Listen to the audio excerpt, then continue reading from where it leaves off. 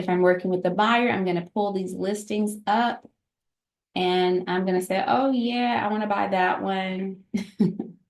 Now that one doesn't have a picture. I want to look at that one. So you're going to pick, you should not be showing more than 6 properties in a day. That's my recommendation. 6 is pushing it. I would say 5. But I selected the 5 properties or the 6 properties that I want to show. And then I'm going to go down to the bottom. And that quick CMA is that one pager that I just pulled up moments ago. But Cloud CMA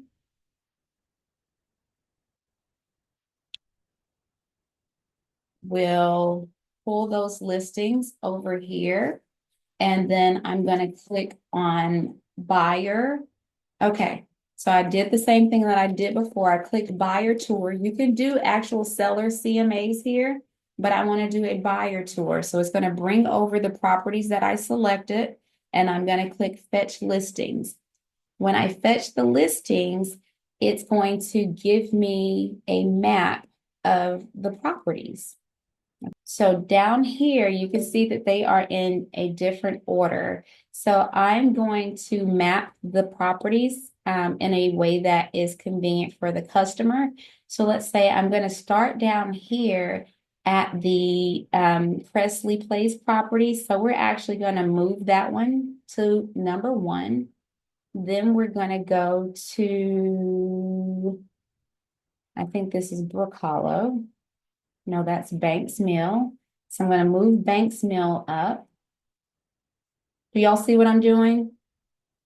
I'm putting them in the order that I want to look at them, that I want to show my buyer. And then I'm going to go to Brook Hollow.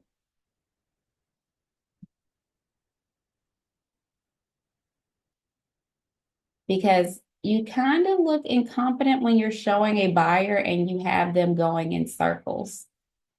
Okay. So now I'm going to customize my report. And you can do this in RPR with the seller. Or maybe I missed it. So is it that you looked on the map to see what the layout was like and then you ordered them in that way? Okay. Correct. But I do it so that I can map it out to look at my route. You don't want to have the customer zigzag. It makes you look incompetent because you're the market expert. And so if you're the market expert, you should know that you're going to pass. Like, what if you pass the property on the way to the other? And they're like, we just passed that house. And then you go backwards. And so it has you looking incompetent. So what I do is I will then send this report, not send it. I do send it to the buyer, but I print out a copy for the buyer when we go out to look at property. When my buyers come into the office for a buyer's consultation, I give them, where's my buyer tour? When they come in for a consultation, I give them a clipboard and a binder with all of their little stuff, right? I have a branded box with my team name and I put magazines in there, No Atlanta. I put my little swag and merch that I have, and I put a basic little Walmart clipboard in there. And I tell them, bring this box with, bring this binder with this clipboard to every showing. And so when they show up with their showing, for their showing, they have their clipboard, and I give them this buyer packet for their tour. And so why didn't it, I'm getting off here. So why didn't it, did I not select any pages? I think I didn't select any pages. But I give them this packet. Do you think they are impressed? Do you think that any other agent is doing that? Or are they just putting them in the car or having them follow them around? What do you all think? You can unmute yourself. I don't recall getting a package or even flag when I was purchasing my property. So yeah, we just, Yeah, kind of text, meet me at this property, and then we went to the next one, and it was just verbal communication. exactly. And would you agree that when you're looking at properties, especially a lot of properties, they kind of start to run together and it can from my perspective as a buyer or thinking about the buyer experience, they're gonna forget some of this stuff, or by the time they get home and they're like, what's going on? Um, I have them when we come out of every house, they have their clipboard, they also have my branded pen, and I tell them to give the house a name. So if the house smelled like dog pee, that's going to be like the dog pee house. And then we're going to go to the next house. And if that house is like bachelor pad, we'll say bachelor pad, or we'll say it's a vibe. And we give every house a name so that when we have the conversation about offers, that helps them to remember which house we're talking about, because it's very hard. Buying a home can be a very laborious process, and there's so much stuff that goes on. You want to help them. And so they have this packet. They have this packet. And so here they're going to have that map. It's going to be in the order. So if they're following me, they don't have to worry about trying to get through the red light. They've got the order that we're going to go in. And like I said, on every property, there's a notes page here. So they can write their notes on here. So I love to use Cloud CMA for buyers. I love that idea because I'm just thinking, is there like any way for them to record the details of each property? Um, and this is a shared document, so you can see this as well, like their notes, or would they have to email it to you? So I like the clipboard experience. I don't know that's kind of like my little signature thing that I do. So they're actually writing this down. I do send them a digital copy, and then I have a digital copy. I'm making notes myself. I have my own clipboard. So I'm making notes myself.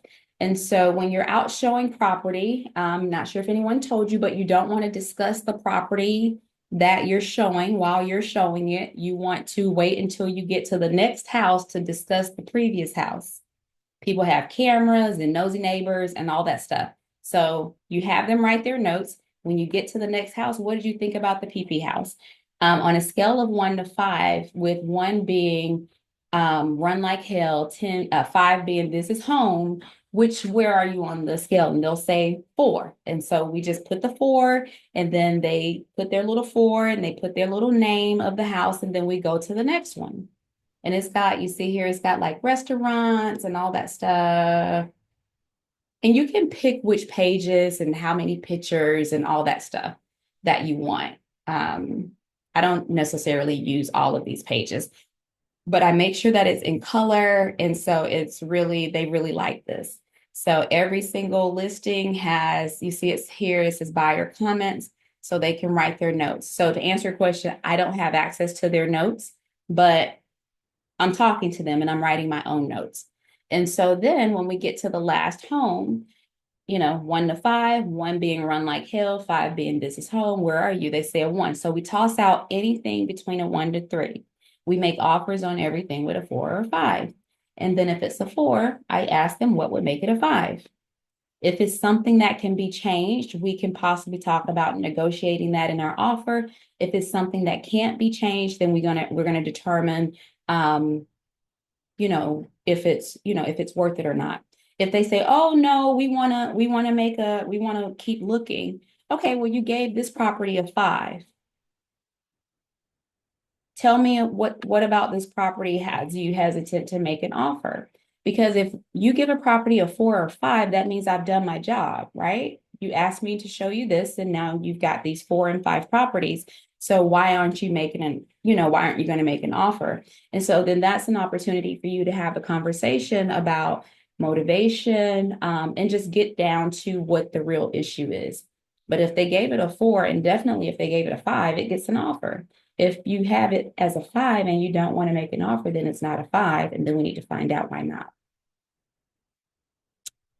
This is also a great way to see more clients, personality. Exactly. Love this. I never even clicked on Cloud CMA. Oh yeah, every single time when I'm working with buyers, I use it. And I Okay. also like the point that you suggest to wait to discuss the property offsite. Because even with my rental, like you'll be surprised of conversations that I've heard. I only have like one outside camera and they're discussing the house like right in front of the camera, and I'm like listening to everything. So Yep. Exactly. I had a seller over in West Midtown, and the people were standing outside the door discussing an offer. And he called me while they were still at the house. He said, "Tell them they're not getting my furniture." They were talking about, asking for his furniture. They're talking about their strategy, and the camera's right there. And he called me like while they were still there. He was like, "They're at the door now. Go ahead and tell them now. Don't waste their time. They're not getting my furniture."